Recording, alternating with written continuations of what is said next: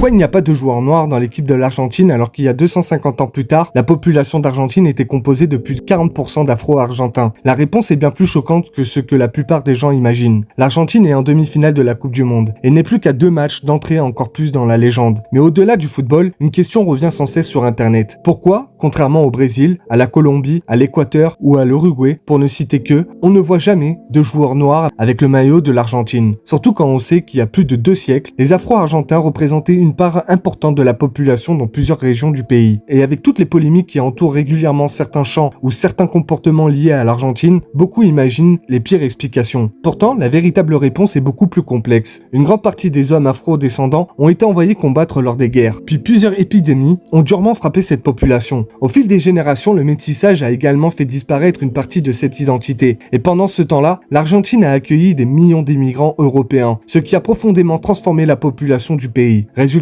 aujourd'hui, les Afro-Argentins existent presque plus. Ils représentent une part beaucoup plus faible de la population qu'autrefois, moins de 1% dans tout le pays.